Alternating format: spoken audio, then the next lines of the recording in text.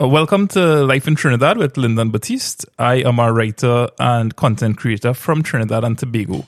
I already have a podcast called Caribbean Content Creators, and I wanted to start a show that allows me to speak to people in Trinidad and Tobago about their background, about life in Trinidad as they remembered it. Today is the first episode, and interestingly, I have a YouTube live going on at the same time. There are people in the chat messages. I could think about Reaping What You Sow, Salif and Jenny Rampasad. Today is also the day after Boxing Day. And, I'm happy to be doing this. I am a little bit nervous about it. Today we talking to Ricky. I've had the privilege of knowing Ricky maybe about 2 years now. And we've kind of established a little bit of a working relationship, a little bit of a friendship in that, from time to time he would visit. We'd work together. He'd help me. And I appreciate the help, Ricky, first of all, that you give me here because you come. And one of the things I admire about you, you work diligently. You work quietly. I admire your work ethic. And most importantly for me, at the end of the day, you always take a little bit of time out to straighten things up. I've had a lot of experience where people come and they do work by you, and it's like, however the place looks afterwards, it looks that way. But I appreciate the work that you do and how you do it. So when you showed up here this morning and we had a coffee together, we had a meal together. I don't think I prepare a meal for my wife for 2022, but if you see me hot in food, for Ricky, man.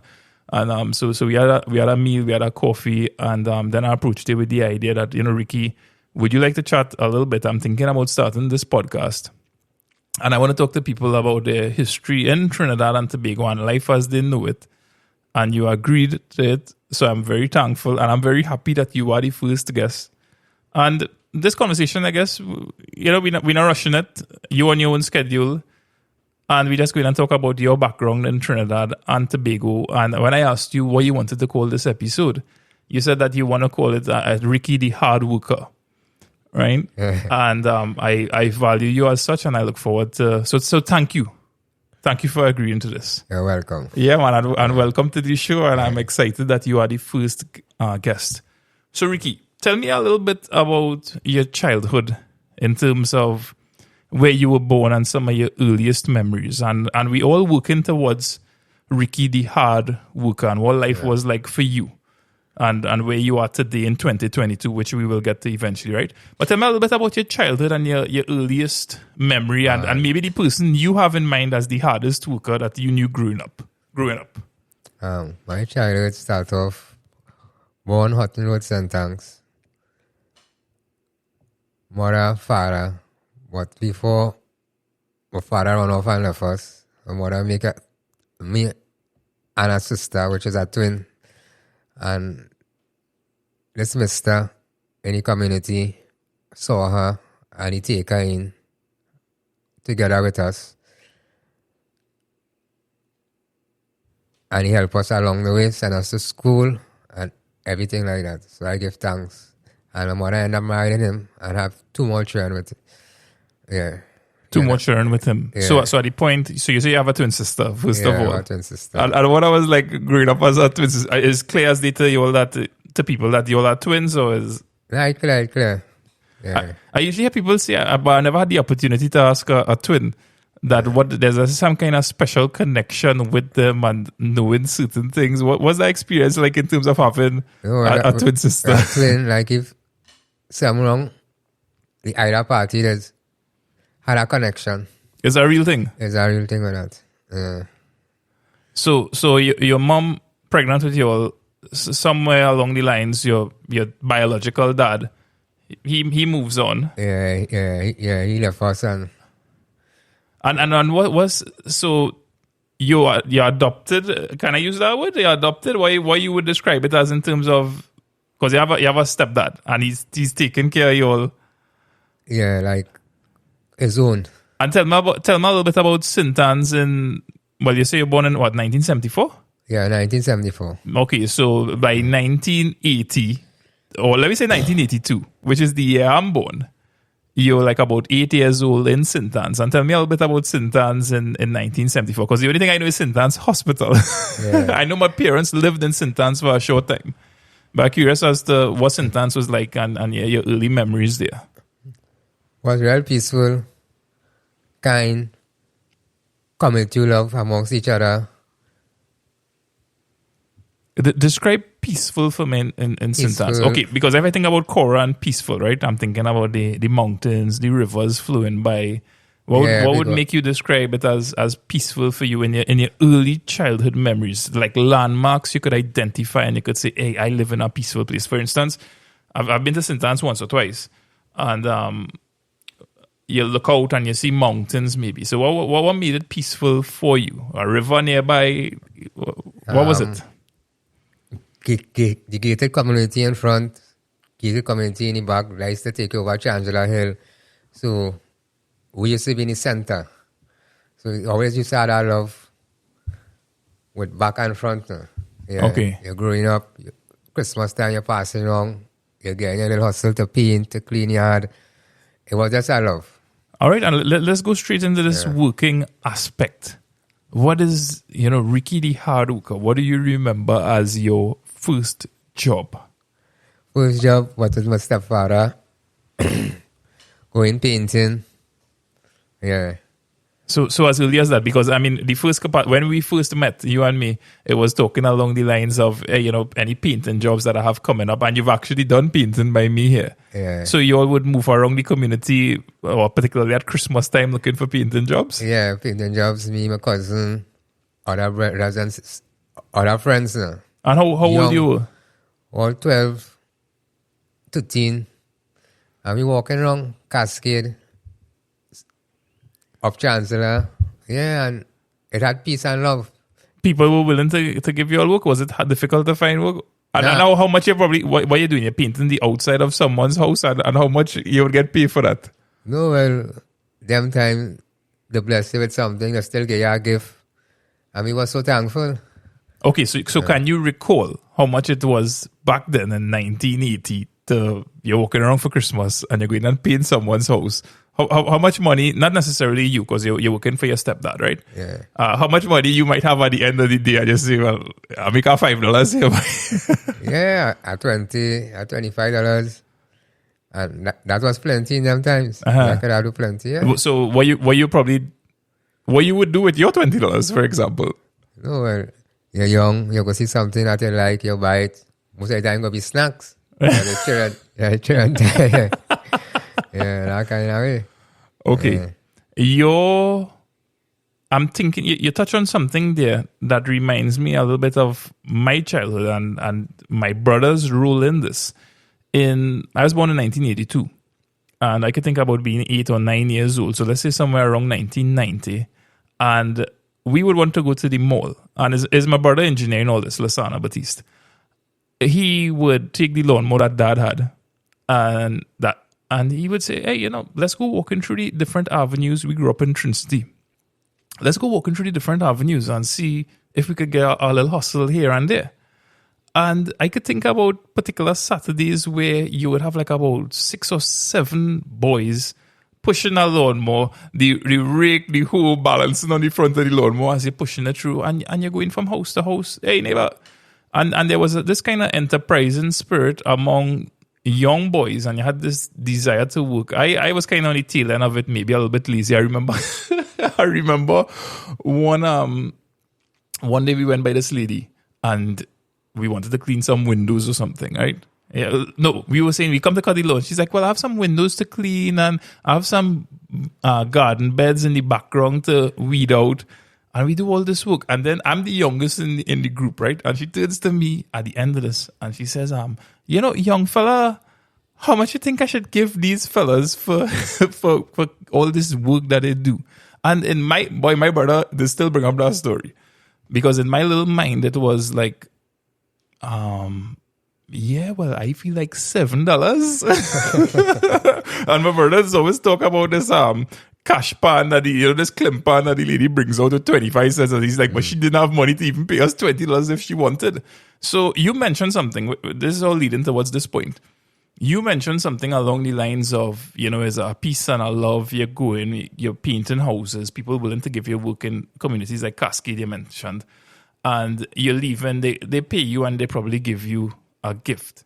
And throughout the years, is it that you stuck with that type of work? And I'm thinking about I want to ask about what's one of the best experiences that you have working with people. But I'm thinking about you being a hard worker and being, extending yourself to people. What would you, I just want to flip it a little bit. And what would you count as a kind of particularly negative experience? Just like what I shared with you. And you kind of ask yourself, after all this hard day's work, how could somebody have treated me in that manner? Is there any particular thing that stands out in your memory that you felt, I'm a hard worker, going and putting my hard work in, but then suddenly somebody takes advantage of me and I kind of lose hope maybe in humanity and maybe where even Trinidad and Tobago is heading in terms of how we interact with each other? At that time, as growing older, doing construction, working very hard, I used to get how much? $60 a day. And the contractor decided to duck everybody. Coming close to Christmas, he take all the money. When you're looking for you can't see. I never forget that. That one hurt me. But I asked God to forgive him. And when I hear the story, they say they find it junk somewhere in something. So you see when they do unjust, it is be something that you just have to pay for. Yeah, that was the biggest and the hurtful experience because that construction work was very hard. You're pulling up thing with pulley, blocks with pulley, everything mixing on the ground, and you have to pull it up.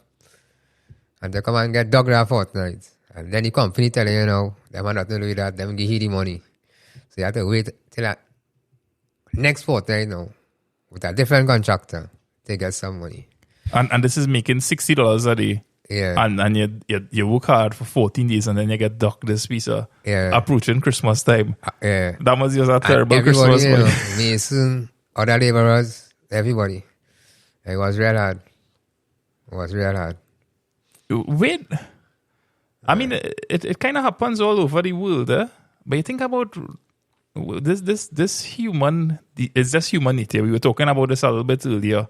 The things that if you're counting totally on your human nature to exercise it, that you just, it's not beyond anyone to really do unjust, as you say, if it is that you're not focused on, like some greater good, some higher power that kind of keeps you in line, or, whatever the higher power might be for you.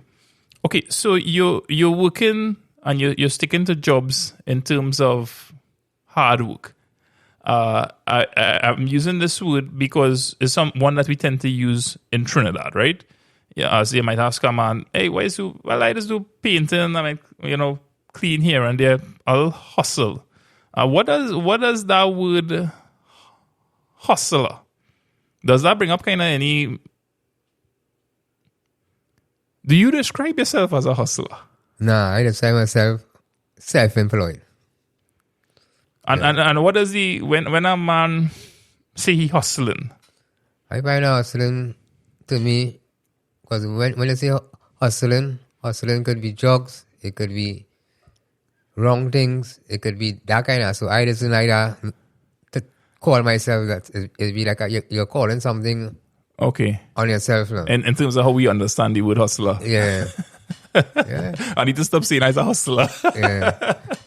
Or you're walking on fast, you're a hustling, boy. Yeah. I self-employed. I go down do something and come back. Okay, so as a hard worker, you're painting people's houses and whatnot. Have you ever? What was it like in terms? Do you have any office experience to say, hey, once upon a time I work in an office, and what type of? No, well, or how you feel about office work, or any experience that you may have with it? I'm asking that question because some people tell you clear as day, I ain't make to sit down in an office, partner.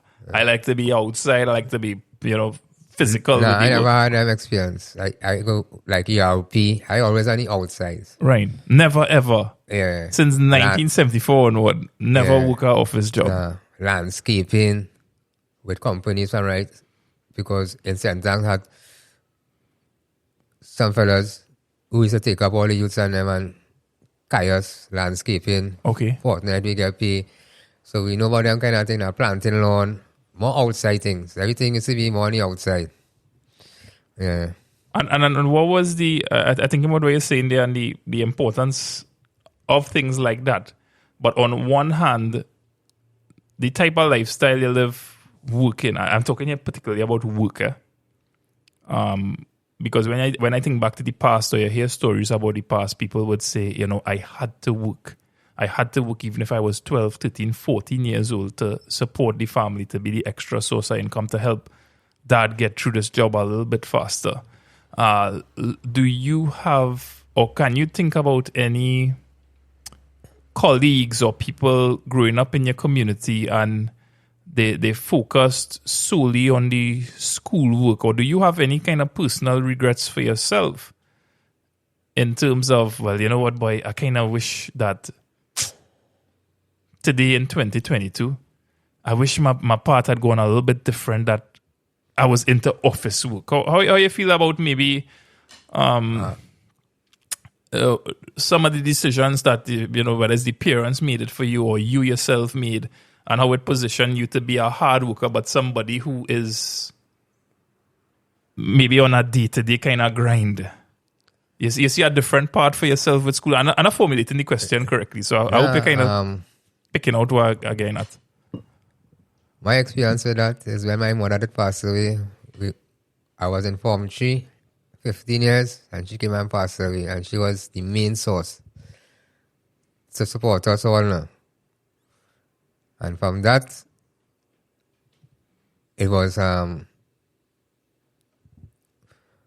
Marissa's brother, our one brother, 4 sisters. So it was 6 of us. And from that now, because after everything, she had to come and get an apartment and move her. And we had also see about the rent, had to see about this. So I had also kind of slack off of the schooling and started to take up a little laboring work around to support the family. So you're in school until Form 3. Yeah. And with your mom's passing, you launch out into the working world. Yeah. And your classes started, well suffering naturally because of it. Because You mind talking a little bit about where your stepdad is in the picture here? No, well, it ended up with separation with them. Okay. Yeah. So she came and she got an apartment. And she built an apartment and moved her. And when she come and pass away now, stepdad come back in the picture now because he didn't marry to her and he had a brother and a sister through that relationship with the both of them. And he came back and he started to support us. Then he ended up going and taking his 2 children with him. And he leave us there. So I had to do what I was to do. Hustle, go about, digging a little grave, doing this with them men and them, and things just to get the bills down and everything. Focus for you to keep the apartment. Okay. And you said that you live in where at that point in time? When you went back with your stepdad? Move over Paradise Heights. Yeah. And you just... So what was your morning like when you wake up? You had a sense of where you were going to work? You hit the streets and you're just walking, looking for work? Yeah, just walking, looking. All right, so give me a little bit of idea. What your typical morning may have looked like. Let's say...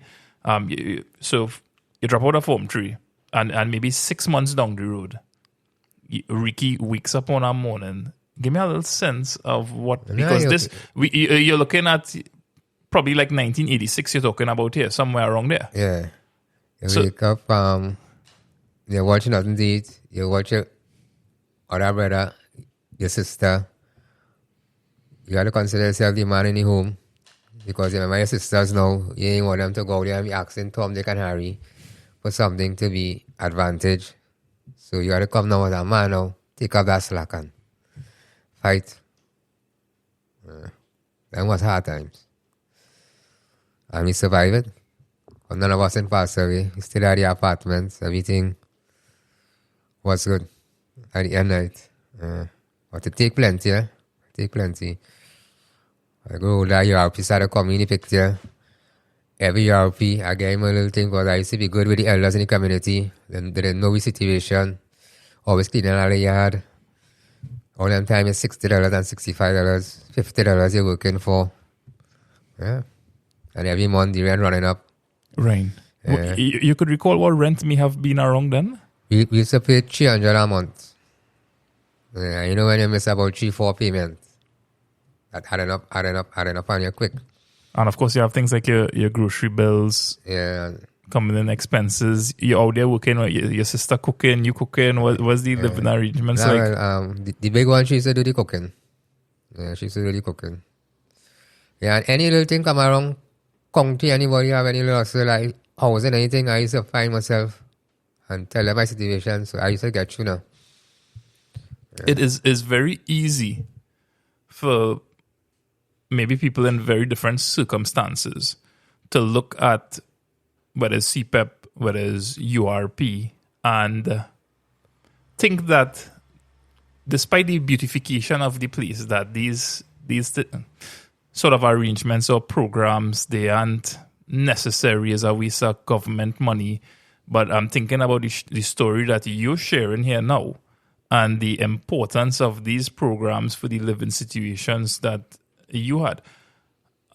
Was there any sort of, I mean, apart from the goodness of the community, the URP, what was something that you, any other thing that you were doing for a source of income, any other type of programs that you all had access to? Because, I mean, what you're describing to me, Ricky, is a real painful experience in terms of... After, while thinking now, end up in a little food shed back corner, selling a little coconut, a little fig, hit the market early, come back with all that little orange, little thing, and trying to support her. Because remember the European one thing, it was just a little piece. Right. So trying to get the next piece here now. So it was plenty effort you had to put out. You're juggling so much, and then maybe just barely hitting some of the payments or sometimes falling short of it. So you'll remained in that position renting there. You all ever had any kind of situations where you had to be moving around the place? You know, that's because of, you know, maybe not hitting certain bills or... Yeah, well, you remember the housing scheme. So when your bills go up, housing come and send a letter for you, you know. You have to go, you know, and explain them and tell them, well, you can't make the 3, but you can make 1 a month now to try to clear that bill, you know. Otherwise, them put you out because you remember, I mean, that's how the business is going. That's the business from their point of view. Yeah. So is there, I want to ask you about a particular moment of goodness or support that came out from the community or some individual or some religious organization in a moment of true hardship in those years. You know, somebody that really kind of rally, whether it was around Christmas time or whatever, but it stands out in your mind that, hey, by this person coming along, they saved the day. I mean, you have any kind of experiences like that? Now, it's a lady we used to call mother. Right. I used to do anything for that lady. Clean yard, do anything. So around Christmas time and things, she go organize groceries. She go think and say, Ricky, carry home that and all you. Make sure you take home to eat and thing. So mother was a big supporting... Yeah. Part in my life towards my family. And you mind telling me a little bit more about mother in terms of, was there some kind of advantageous position she was in, meaning that, hey, you know, was she supporting based on, what's the right way to say this, boy?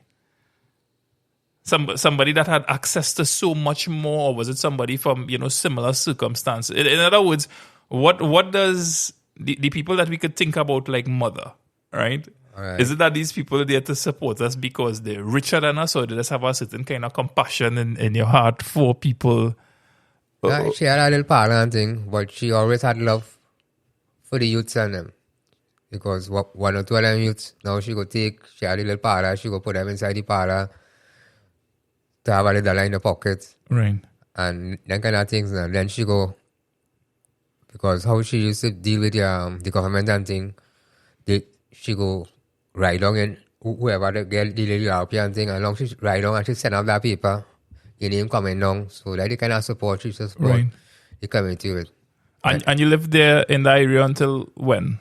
Now, well, I become a boy days from primary school straight up until, as I tell you, my mother passed away because we went Mova Elementary, right? That junior sec. But primary school was Lower Mova Government School. Yeah, they used to call that market school long time now. Yeah. And what was Muvala until that school like back then? I mean, No, well, for instance, here's why I'm asking that question, right? There's a guy who makes videos as well, and he works at Mova Secondary School.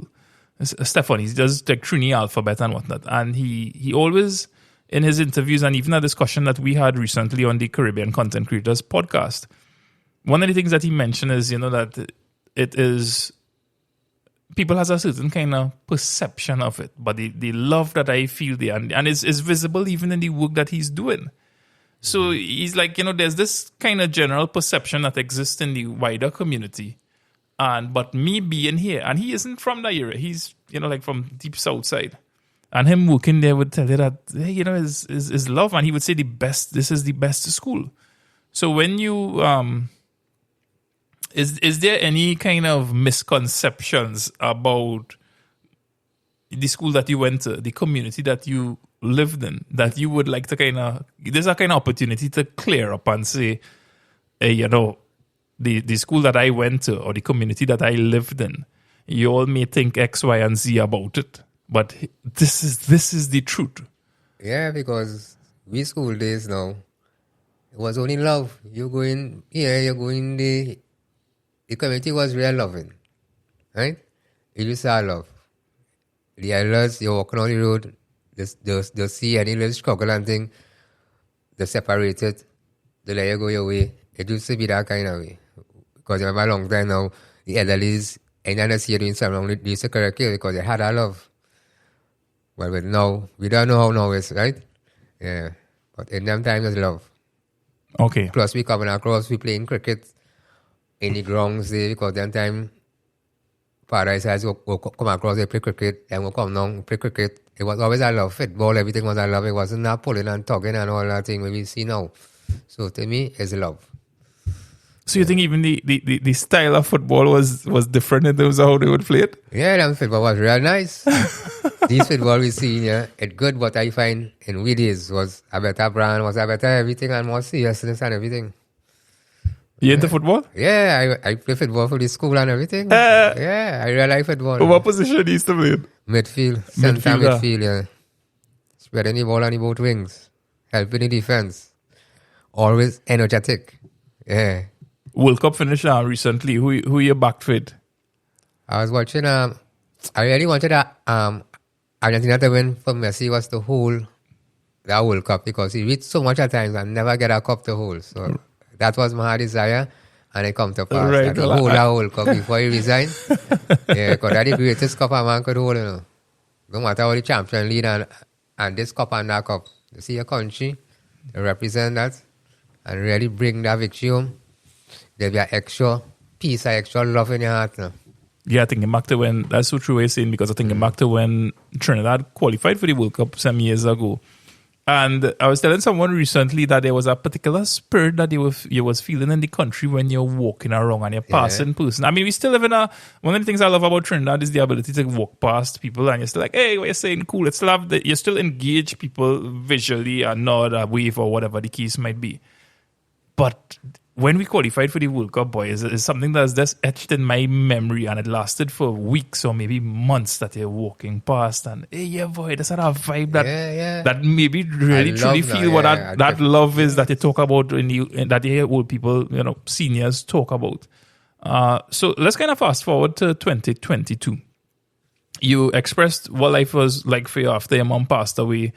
You're walking around in Form 3, you're looking for jobs, you wake up, sometimes you don't have anything to eat, but there's a day-to-day type living. What some people will call you're hustling. You're a hard worker, right? I'm just using the word so we're familiar with the jargon. Yeah. Tell me a little bit about life in 2022 for you. 2022, continue to grow. God bless me with this painting. So, because I get opportunity to go and learn trade. And the trade I get the opportunity was to go and learn was making chairs and that type when I was more young too. Because most of them youth men, they went and they take up that trade. And they're still working there up to now, who making mattress with the company, the mattress company, and them still there. But like, I didn't take it to because I studied now. I have to get this money so fast now. I have to go now young, and going with them for them and digging grave all over, because Mova had a cemetery. It's the my mother buried. They used to call it Mountain View Cemetery. But they say due to the slippage and things, they close it down now. Okay. And we in Belmont, we in St. Tanks, we in Sour. Just moving around looking. I see youngest. I had to shovel because I really couldn't have pelt the fork and the pickaxe like them. But the shovel man now, us them come out, I had to be the shoveling. And now it get more easier. Same hustle style, same working hard style, but each is bring reasons so you grow with the skills. Right. Because you continue to focus on God and you continue to bless your hands. Because this Christmas here, clean plenty house. I'm not talking about clean house. Take down curtain, take down the cupboard, clean fridge, cup bathroom. And people who trust you because people ain't like nobody come in the house now. Yeah, and that's so true. And I, that's one of the things that I was leading to in terms of, how do people respond to you, like compared to 1982 when you're walking around looking for jobs and you probably go up to a strange house now and, hey, my name is Ricky and do you have any type of work? How easy, how difficult is it to approach people and actually get them to agree to say, well, hey, yes. And I think the more important question that I want to hear, because I think I want to ask, because I think it will benefit me and others listening. When you enter a home, whether it's to work in the yard, whether it is to paint, what are the top 3 or 4 things that you are doing to maintain an element of trust with people that they will say, if this guy shows up by my door again, apart from your approach to the cleanliness of the work, leaving the site, maybe doing a little bit extra that somebody feel they get a line up. What are some of the principles that you have in your head to build trust with the people who employ you? I just tell myself in my head, I come to work, I focus in on what I come to do. Nothing else mustn't distract me. If I see something looking like, I'll call you and say, look this day, look that day. Yeah, I'm not going to let that distract me for me to say, I didn't come for that. I come to work, and if I tell you if it's 50 cents, if it's $5 when I done, I content with that. By your goodness, and see what I do, and you want to give me an extra, I receive it. Okay. So you're focused on your work. Yeah. You're eyeing long, as the old people might say, and whatever wage you agree to for a particular job, you do it. And I contented in my heart for that. And then they go tell somebody, go say, I'm looking for somebody to clean for me, They go say, well, I know this fella. He does be by me. He does come. He does focus on what we have to do. Like all I concern with. You see what I have to do? Yeah, and so I just get the work on them. So I get it all and cleaning work for Christmas. That's work by one person, a cousin, a friend. I don't go around and call you out and say, hello, knock on the door. Anything to do? No, I don't do that. So word of mouth recommendations is one of the biggest. People trust you. And that's the most important thing. And it's so interesting that you're saying that, because in terms of, being focused on your work, your eyes not long towards other things, you're being contented, you're satisfied. It is a principle that I realize that if these are things that you apply to, regardless of your portfolio, regardless of your hobbies in life, if you really try to apply these principles, it tends to work for you. And to go a little bit further, that is something that I have expressed to my wife about you. And thank the Lord, the relationship has continued in that way so far, that Ricky comes, he works hard, he's focused on what he's doing. I mean, after a moment, you might even forget that you're there. Mm-hmm. And it is this idea of, because you go by somebody, you outsmart them for maybe an item that worth $100. Yeah. There's no continuity, there's no... In fact, you might go on that person's street and say, hey, I don't want to see you here again. Yeah. They're not going to recommend it to someone. You stand so Recently, I was talking to a guy and he said to me, he said, I have brought back certain principles that I learned in the States in terms of customer service and whatnot. And he said, I am benefiting from it. I am trying to teach my brothers, his own family, these principles. And they're just not getting it. That's not a stranger you're trying to teach you. That's a brother. Yeah. And they're just not getting it. And he himself is seeing the benefits of it. And they are seeing the benefits and enjoying the benefits of it. But the principle not there. So I'm so glad that we're touching on that topic there in terms of, how you build trust and how that trust helps you find more work and whatnot. So, Ricky, in terms of where we reached so far, is there anything that I haven't asked you? Anything about your past that you would like to talk about before we continue? All right, I would like to put a little word on my father's behalf. On your dad's behalf? Yeah. Okay. All right. As I say from the beginning, he come in with some mother, he gets you pregnant, he realized the belly close to come, he run out due to a weakness what is called alcohol. Okay, so we're talking about your biological dad here. Yeah. You're pregnant with the twin, the boy and the girl. Yeah. And a certain weakness that he has, you named it alcohol, Yeah. he leaves. He leaves. Okay, go ahead. And he continues to do that, so it was hard. And when I get to know him now, it was so hurtful to know him, boy. He had a father out there in time and needs, because in them times when my mother passed away and things, that the time I needed a real father support, and he wasn't there. Yeah, so it's a kind of pain. But as you grow older, you forgive now. So how old were you when he came back in? I've done about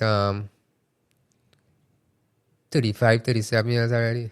Who, you were 35 years? Yeah. When you reconnected with your dad? Yeah, when I reconnect him, and it's due to my sister. Because I done seen, I at time to study here again, he on his own scene. And she makes sure and seek and ask questions until she gets a connection with him. Then she come and tell me. And a day I went down with her and I really see him. Because, you always want to know either your mother or your father if they're not around. Sorry to interrupt, yeah? Let's try to talk into the mic as much as possible, right? Yeah, I say, no matter your mother or your father, and they're not around you, as a child growing up, you just always want to know who is your real parents. Yeah, and when I get to know them now, and you just want to know them. To know, yeah, boy, that's my father, or that's my mother now. It's have a special love. So that love now is come and cover all the pain for the time that wasn't in the picture. And, so I know we kind of jump back into the past here, and I'm glad to ask you the question. You're growing up with your stepdad. Yeah. You're aware that is your stepdad, or you're up until a certain age you're thinking this is your dad? No, I was aware from very young. Yeah, from very young. Okay, and so he's there for you all. I know you talk about a separation that might come a little bit later on. That will come a little bit later on, and then him, the stepdad, reconnecting with you all when your mom passes away, right? Yeah. What are you, by knowing that this is your stepdad you're living with, and somewhere out there is my dad, you may not have the entire story. You could describe to me what that emotion is like in terms of, because here's what I'm asking. Here the lines are going along, right? As someone who has not lived through those circumstances, I grew up with my mom and dad. I haven't experienced the things you've experienced, right? I'm trying to understand a little bit of the pain that might be there despite the presence of a stepdad. Because we read a lot in the newspapers and different articles about the pain that young men may be feeling in today's society because their dad isn't around. And you have a situation where it is a stepdad there and you're still describing some of the pain. So let's pretend when you're answering this, let's imagine, that there is a dad out there listening to this who has not made himself available to his children. And I want you to help me and that father understand what their child is feeling so that they may say to themselves, hey, it's worth me stopping this nonsense and going to be there. So I want to understand that pain. That pain to me just come, you see when you see your schooling and friends talking about, my daddy carried me so, my mother was so with me, there was day for me for the Christmas, my father buy this for me. You have nothing, it have pains, it isn't nothing to say, a sadness to sit here. And it lead other people on the outside now to be a comforter for that, and sometimes it be the wrong person. And it's there with the strain and the wrongness coming in the child life now. Them looking for that comfort, Because the other friends, especially in school, what you do for the holiday? Write an article. Where you go write? You got to be lying to say, oh gosh, even with the stepdad. Yeah, even though the stepdad, because it's deep down inside, you know that it's not really your dad. So, the easy miss here is miss now. Wrong holiday times, wrong children coming and say, look, my daddy buy for me for the Christmas. Look, my daddy, you see the parents coming and pick up the children and the boss sitting there, because you know how children is. Daddy.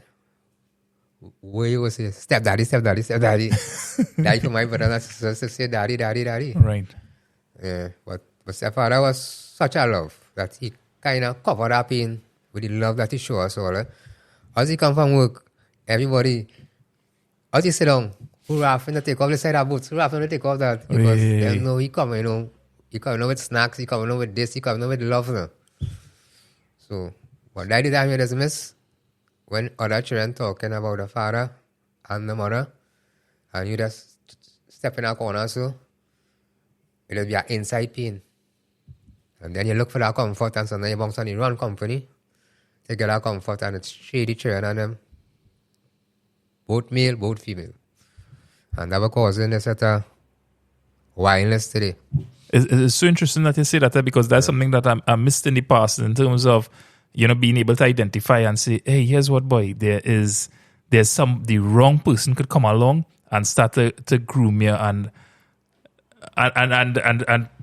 make the child feel that, hey, this is what that love is like, boy. Yeah. And then now you become something that could be used in a particular way. That we be seeing today. That will causing all this thing today. Right. Now, so is it kind of safe to say that because of, your stepdad and him, he's showing the love, is masking some of the pain, but not all of it, that even that was able to bring a sense of stability to you, that you didn't go down the wrong path, but they say, hey, what makes you? And I always wonder this about you, and I'm glad I have the opportunity to ask you, like, what does make a man gear up and say, hey, today's another day, a hard physical work, going out there, checking the contacts that I've made. You're like, whoa. I just thinking about the influence, the positive influence that even your this despite whatever problems and issues you and your mom may have had at different times. I'm thinking about how valuable even that is towards you and the spirit that you have of keeping up with hard work versus saying, well, let me be like the son man, go and rob and shoot and... Yeah. You have to make a choice. If you want the right thing, you have got to do the right thing. And that's what I just do. Keep that love, trust God, and say, God, no matter what I do, I know you're always providing for me. And I just get up walking. Like this morning, I just come walking. Ain't knowing that we'll end up in this. But first thing, while I walking, I talking to God. I say, God, I trust you. I pray to you this morning. You say, ask and I will receive it. I say, I walk in, you know my heart, I looking for $1 to find food on the table, and know you're going to provide it. And I just go with that trust every single day, and it does work. It does work. What is the longest you've gone without finding work, like a day or two? And months. Yeah, that's moving wrong. Sometimes nothing for the whole week. But somehow he will still provide something to eat. He always So that is build a different trust in him now. Yeah. Yeah, my time in the early I come in the ends lady and I walking up and down. Nothing. I just had to go back over the savannah, sit down, pray to him again. Somebody go past, you go know. Look at $20, look this, you get some teeth. But you just keep on trusting in him and have that faith and knowing that you want the right thing. Because you want the right thing to fall on your children, fall on the children in the community. So it's a sacrifice to do the right thing. It is be hard, but don't say look above. Because he always looking long at we, you know.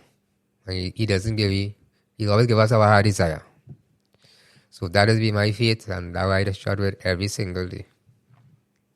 Thank you for sharing that. Is there any, what's one thing? No, I will save that question for last. You're born in 1974. You're working hard since you're a youth man. It gets a little bit harder when your mom passes away. You're in Form 3. You're still working hard in 2022. You've made some connections, and those connections serve you well.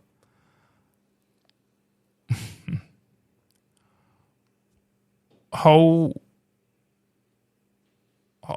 is this journey for you as you get older and you enter your later years, and how do you see, age even being able to affect the type of work that you're doing, because you're not 18 years anymore? Yeah, not yeah.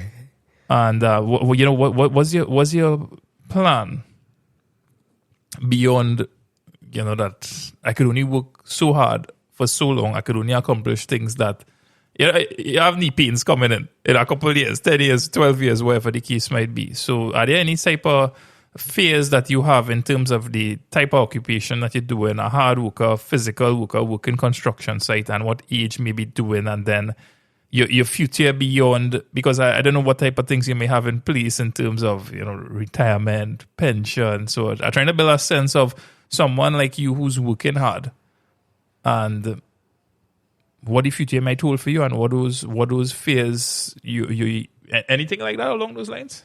Along those lines, I like the garden.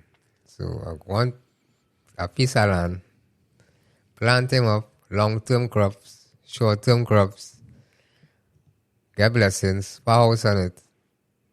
So my daughter will be comfortable, and I accomplish that, I comfortable. I have no fear, nothing to do with nothing. That's my greatest fear right now, to receive that before, as you say, time, the waits on no one. Right. Sickness belongs to everyone. So I get that. I pray for every day, and I working so hard for every day, because I always doing something for somebody. I want to do something for myself. When I do it for myself, I know that it's for she. And I know he will give me my desire, and I will get you. And I will be good to go. Yeah. I don't want you to come and be struggling like how I struggling. Yeah.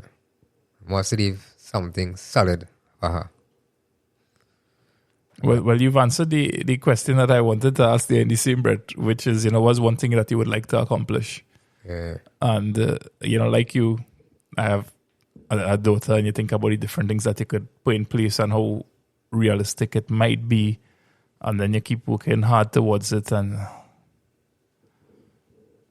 Ricky, I really appreciate you taking the time to chat. And, I think by you sharing your experience with me and the hard work that you've done throughout the years, it really is inspiring for me to see the effort that you put into your work, the time that you put into the work. I can't imagine what some of these struggles is like on a day-to-day basis, where you're probably not sure where your next dollar coming from. But I think about how valuable men like you, hard workers, are to Trinidad and Tobago, and people who may have things that they want to accomplish around their home, but not the time. And it's my hope that one of the things I'm hoping that this conversation from not just for me, but anyone listening would say that I appreciate the men that take the time to do that. Because by you taking the time to do that, one of the things that I feel like I feel like when life has kind of played those cards for you and you're working in that style and fashion, accomplishing long-term goals could become a little bit more difficult. You know, there's certain things that someone who chose the office job and sitting down in the office may have access to more things from the bank, loans, different things. There are certain types of paperwork that you may not have in place. So accomplishing things that you want for to say that you have a legacy for your daughter may be 10 times harder for you than it is for another person in a different circumstance, you know. So I really appreciate you sharing these stories of your community in the past that you belong to, of the people that were there like mother to support you, of men like your stepdad who stepped up to the plate and supported. Thanks for sharing this story, as painful as it may have been, about your dad and the emptiness and the loneliness that it leads to in children. Definitely at the end of this conversation, I have changed in that I have a better sense of appreciation, because I've heard it in the past, but I never quite get it. I feel like I get it today. Right. And I want to thank you for that, all right, and all that you do. And thank you for giving me this opportunity to take out some pain that was holding back inside. And I could share it with others. So I know it out. All right. Yeah. All right, Ricky. Before we close off, is there anyone in particular that you want to shout? You're not obligated to, you don't have to. But if in closing there's anything you would like to say to a particular someone out there, you don't have to name them, that it will be a sort of testament. My daughter, I love you. And I'll always try my best, and for God first, that He will give me the strength, that I'll be there and around you. And it ain't going to be like how my father did me. And that is my word for the day.